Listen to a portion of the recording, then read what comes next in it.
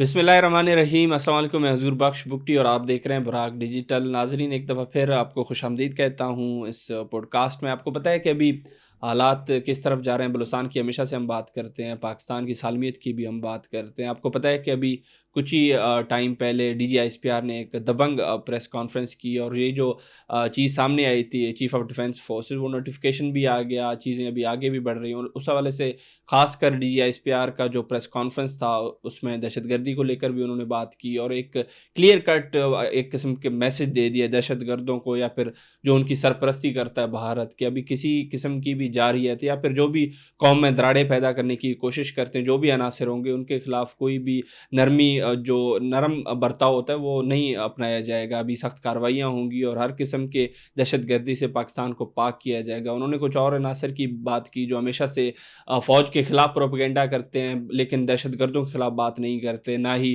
ان کے سہولت کاروں کے بارے میں بات کرتے ہیں. اس ٹاپک کو وہ چھیڑتے نہیں, ان کا بس سوئی اٹکا ہوا ہے فوج پر, فوج کس طریقے سے چیزیں لے کے چل رہی ہے, اور وہ سیاست بھی اسی پروپیگنڈے کے تحت کرتے ہیں. اس حوالے سے بھی بات کریں گے, اپنے گیسٹ کی رائے جانیں گے. آخر میں کوشش کریں گے کہ بلوچستان کے موجودہ صورتحال پر بھی بات کریں, آپ کو کچھ دیگر چیزوں سے آگاہ کریں. ساری چیزوں پر بات کرنے کے لیے اسٹوڈیو میں میرے ساتھ موجود ہیں تانیہ بازائی صاحبہ, ہم سے بات کریں. تانیہ خوش آمدید. Thank you.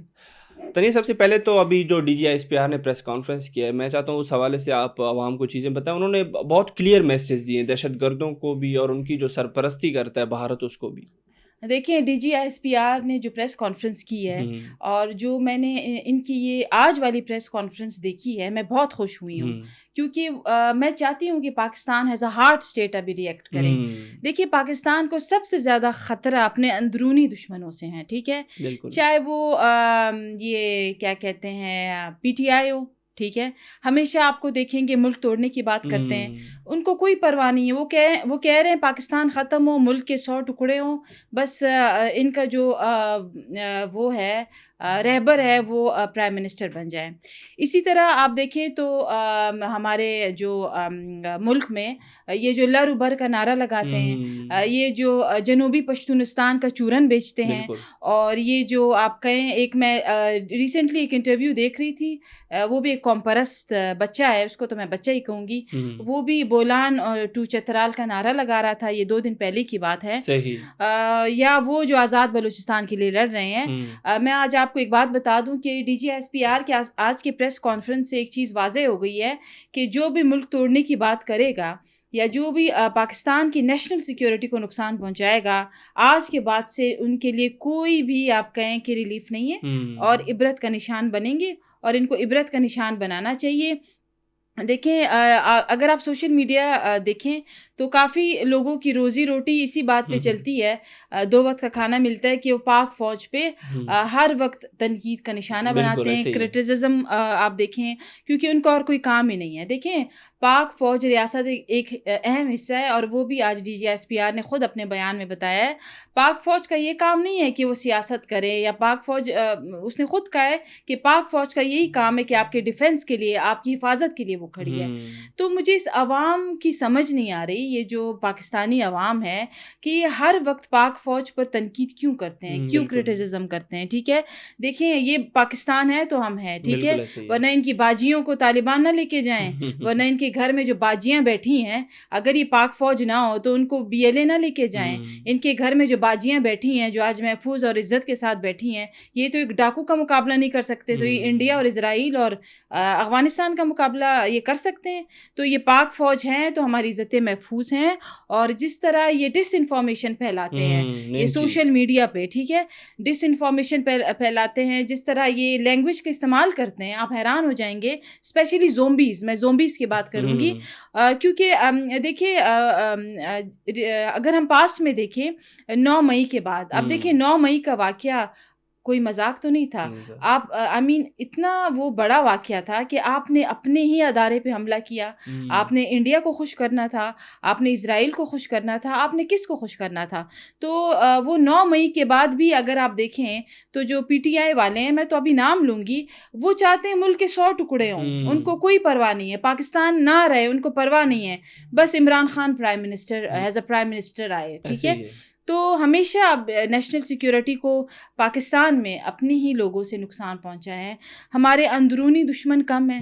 BLA ہمارے آپ دیکھیں نا, بالکل یہ جو منظور پشتین اینڈ کو, ٹھیک ہے, مارنگ لانگو اینڈ کو, ٹھیک ہے, اس کے علاوہ بلوچستان کے کمپرس لیڈران, ٹھیک ہے, کوئی لرو بر کا چورن بیچ رہا ہے تو کوئی کہہ رہا ہے کہ میں نے پشتونستان بنانا ہے, جنوبی پشتونستان بنانا ہے, اس کے پیچھے لگا ہوا ہے لوگوں کو.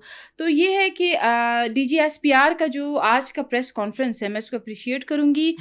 جس طرح انہوں نے سائبر وارفیئر پہ بات کی ہے, جس طرح انہوں نے بتایا کہ جو چیف آف ڈیفینس فورسز ہے اس کی کیا اہمیت ہے, اور جو انرجیٹک کوارٹرز وہ اویلیبل کر رہے ہیں جو پوری دنیا میں ہیں, وہ ہمارے ڈیفینس کو اسٹرینتھننگ کے لیے بہت ایک اچھا اقدام ہے. تو انہوں نے یہی بات کی کہ پاکستان کو بیرونی طاقتوں سے اتنا مسئلہ نہیں ہے جتنا پاکستان کو یہاں پہ بیٹھے دشمنوں سے ہیں. چاہے وہ, میں نے آپ کو پھر بتاؤں گی, دشمن ہمارے سامنے ہے, ٹھیک ہے, PTM, PTI اور یہ BLA, یہ مارنگ اینڈ کو, BYC, اور اس کے علاوہ جو کمپرس لیڈران ہیں جو ہر وقت ملک توڑنے کی بات کرتے ہیں, جو ہر وقت یہ کہتے ہیں کہ ہم تو جنوبی پشتونستان بنائیں گے. یہ مر جائیں گے, یہ قبروں میں جائیں گے. نہ جنوبی پشتونستان کبھی بنے گا, نہ آزاد بلوچستان بنے گا. یہ جو لر و بر کے خواب دیکھ رہے ہیں, یہ جو بولان ٹو چترال کے خواب دیکھ رہے ہیں, ان سب کو عبرت کا نشان بنایا جائے گا, اور ان کو ایسے عبرت کا نشان بنایا جائے گا. آج کے پریس کانفرنس کے بعد میں کہتی ہوں کوئی ریلیف نہ دی جائے. Pakistan should be the first priority, Pakistan should be the first preference, اور there should be no compromise on the writ, sovereignty and national security of Pakistan. ہمارے لوگوں کا کچھ ایسے ہیں ہمارے ملک میں غدار جن کو پرواہ ہی نہیں ہے پاکستان کی. ہر وقت آپ دیکھیں سوشل میڈیا پہ کچھ جرنلسٹ ہیں, ٹھیک ہے, سوری کچھ یوٹیوبرز ہیں, جرنلسٹ تو میں نے بہت بڑی بات کہہ دی, کچھ یوٹیوبرز ہیں. آپ بگٹی صاحب دیکھیں سوشل میڈیا پہ ہر وقت ان کا ایک ہی ٹاپک ہے, پاک فوج, پاک فوج, پاک فوج. بھئی آپ ملک کی سیاست پہ بات کریں, آپ ملک کی فارن پالیسی پہ بات کریں, آپ ملک کی جو ڈپلومیٹک سکسیس ہے اس پہ بات کریں, آپ جو ابھی وارفیئر میں چینجز آئی ہے, سائبر وارفیئر ہو گیا, الیکٹرانک وارفیئر ایک نئی چیز آئی ہے, اس پہ بات کریں. آپ پاکستان کی ایجوکیشن پہ بات کریں, آپ پاکستان کے ڈفرینٹ اس پہ بات کریں. آپ لوگوں کو اپنا یوٹیوب چینل چلانے کے لیے, اور ان کی سارے فالوورز انڈینس ہیں, ایسے ہی ہے, یہ سارے انڈیا کے پیرول پہ وہاں سے کما رہے ہیں, کیونکہ جب یہ پاک فوج پر بھونکیں گے تو ان کو انڈیا پیسے دے گی. تو کچھ یوٹیوبرز آپ دیکھیں ہر وقت پاک فوج, لگتا ہے ان کو فوبیا ہو گیا ہے پاک فوج کا. تو جو بھی پاکستان توڑنے کی بات کرے گا, نیشنل سیکیورٹی کو نقصان پہنچے گا, تو میں تو کہتی ہوں ان کو ایسا عبرت کا نشان بنایا جائے کہ پھر وہ پاکستان کی نیشنل سیکیورٹی اور اس کو ایز اے اگر تھریٹ ہے تو یہ سوچے بھی نہ. بالکل, اس پریس کانفرنس کے بعد تو یہ چیزیں کلیئر بھی ہو گئی کہ ابھی کسی طریقے سے بھی ان کو نہیں چھوڑا جائے گا, گھیرا تنگ کیا جا رہا ہے. دانیہ, اگر میں بلوچستان کے حوالے سے بات کروں تو پچھلے دنوں بھی پوڈ کاسٹ میں یہ چیزیں میں ڈسکس کر رہا تھا, رپورٹس بھی یہی بتا رہی ہیں کہ جو بیرونی ملک ان کے آقا بیٹھے ہوئے یا پھر دہشت گردوں کی جو قیادت بیٹھی ہے, ان کی مقامی جو سہولت کار ہیں کسی قسم سے, وہ ان کو انٹل دیتے ہیں یا پھر ان کے لیے کارروائیاں کرتے ہیں. ابھی تربت یونیورسٹی کے ایک لیکچرار بھی تھے بالاج خان, وہ بھی اسی چیزوں میں پائے گئے, انہی کی سہولت کاری کرتے ہوئے بھی ان کے گرد بھی گھیرا تنگ ہوتا جا رہا ہے. وہ بھی علاقہ چھوڑ کر پہاڑوں کی طرف رخ کریں, کیونکہ ان کو پتہ ہے ان کا موت ابھی ان قریب ہے, کیونکہ کسی قسم کی بھی جو نرمی ہے وہ پیش نہیں کر رہی ہے ہماری پاک فوج یا پھر سیکورٹی فورسز, ان کو کسی طریقے سے بھی نہیں چھوڑ رہی. اس حوالے سے آپ کیا کہیں گے؟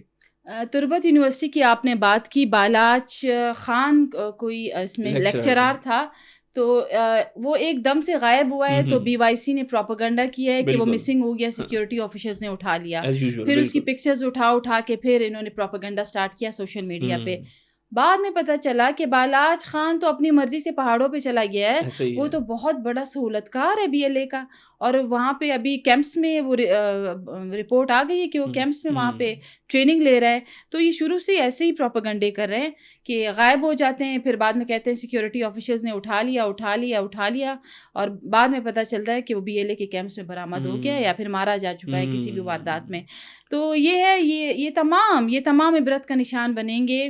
آج کے آپ دیکھ لیں جو بھی press conference D G S P R نے کی ہے, اٹس آبویس, اور یہ اس پر وہ بالکل کلیئر ہے کہ گھیرا تنگ ہوگا, اور ایسا گھیرا تنگ ہوگا کہ جو پاکستان میں رہنے والے جو ہر وقت پاک فوج کو یا ہماری ڈیفنس کو برا بھلا کہتے ہیں, ان پر مزید گہرا تنگ ہوگا, اور یہ سپیئر نہیں کیے جائیں گے.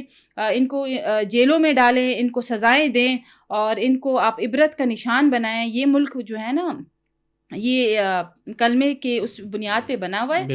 تو جو بھی یہ آزادی کے خواب دیکھ رہا ہے, یا جو بھی آپ کو برین واش کر رہا ہے آزادی کہ آپ کو آزادی ملے گی, تو یہ خواب ہی رہے گا.